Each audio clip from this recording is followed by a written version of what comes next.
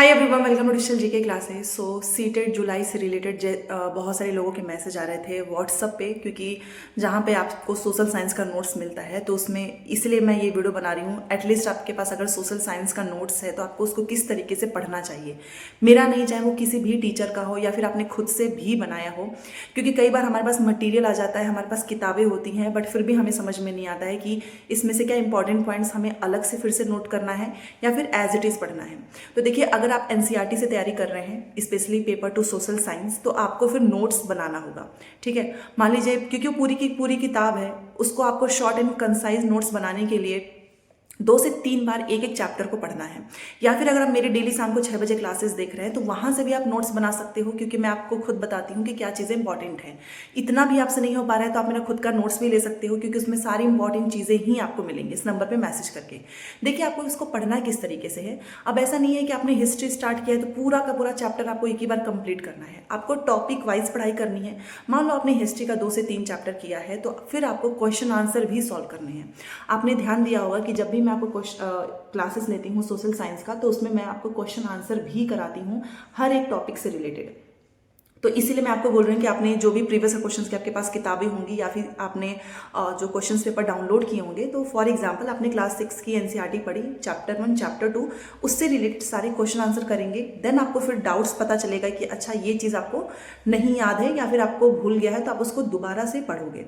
ठीक है, सेम इसी तरीके से आपको ज्योग्राफी का भी करना है, पॉलिटी का भी करना है। हाँ, ये भी हो सकता है कि मान लो अगर आपको लगता है कि यार ये जो मैंने 3 से 4 पेजेस के नोट्स बनाए हैं, आप उसको चाहो तो और भी शॉर्ट में कर सकते हैं, कि आपको कुछ इंपॉर्टेंट पॉइंट्स मिलते हैं, और ये आपको तभी पता चलेगा जब आप प्रीवियस क्वेश्चन करते हो। ठीक है, ये उन स्टूडेंट्स के लिए जो लोग पहली बार एग्जाम देने जा रहे हैं सीटेट का, इवन वो पहली बार सोशल साइंस भी पढ़ रहे हैं, क्योंकि मेरे पास ऐसे बहुत सारे स्टूडेंट्स के मैसेज आते हैं कि उन्होंने फर्स्ट टाइम स्टार्ट किया है हिस्ट्री ज्योग्राफी पॉलिटी, पहले उन्हें समझ ही में नहीं आता था कि कहाँ से तैयारी शुरू करनी चाहिए, तो किस तरीके से पढ़ना चाहिए। तो सबसे बेस्ट होगा हिस्ट्री ज्योग्राफी पॉलिटी, इन तीनों में से कोई भी एक किताब उठाओ, 3 से 4 बार चैप्टर्स को पढ़ो, वहाँ से नोट्स बनाओ, क्वेश्चन आंसर सॉल्व करो। देन आपको पता चलेगा कि इस चैप्टर में से क्या चीज़ें आपको पढ़नी है और क्या चीज़ें आपको नहीं पढ़नी है।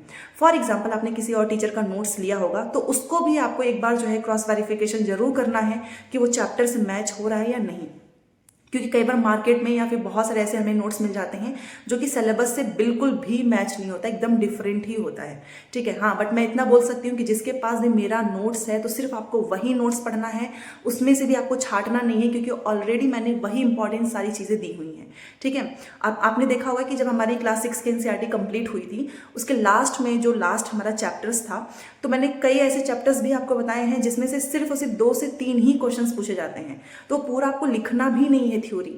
ठीक है, इवन जो मेरे खुद के नोट्स भी होते हैं उसमें मे भी कई बार कुछ ऐसे चैप्टर्स जब आप पॉलिटी पढ़ोगे तो उसमें आपको समझ में आएगा कि एक एक पेज में ही हो जाता है। ठीक है, तो पॉलिटी तो वैसे भी बहुत ही कम है, आपको स्टार्ट करना चाहिए हिस्ट्री से, क्योंकि हिस्ट्री काफ़ी लेंदी है। देन आप ज्योग्राफी पढ़ सकते हो, देन आप पॉलिटी। पेडागोजी के लिए आपको कुछ भी अलग से नहीं करना है, ओनली प्रीवियस क्वेश्चन सॉल्व करने हैं। ऑलरेडी मैंने इस पर एक वीडियो बनाई हुई है कि किस तरीके से आप पेडागोजी बिना पढ़े भी सिर्फ प्रीवियस क्वेश्चन की हेल्प से 20 में से 20 ला सकते हो। ठीक है, बाकी जो भी डाउट्स होंगे तो प्लीज़ मुझे कमेंट करके पूछना। ये छोटी सी वीडियो मैं उन सभी स्टूडेंट्स के लेकर आई हूँ जो काफ़ी कंफ्यूज थे कि उनको किस तरीके से अपनी पढ़ाई स्टार्ट करनी है, नोट्स बनाना है तो किस तरीके से बनाना है। पहली बार में बिल्कुल समझ में नहीं आएगा, 2 से 3 बार आपको पढ़ना है। अगर आप सेल्फ स्टडी कर रहे हो, ऑलरेडी किसी का नोट्स है, तो फिर आपको नोट्स बनाने की जरूरत नहीं है, सिर्फ आपको उसी नोट्स को बार बार पढ़ना है और रिवाइज करना है। साथ में क्वेश्चन आंसर जरूर करना, बिना उसके तो कुछ भी नहीं पॉसिबल है। ठीक है, तो ये छोटी सी वीडियो थी, बाकी जो भी चीज़ें होंगी मैं आपको बताती रहूँगी। मिलते हैं नेक्स्ट क्लास में। Thanks for watching.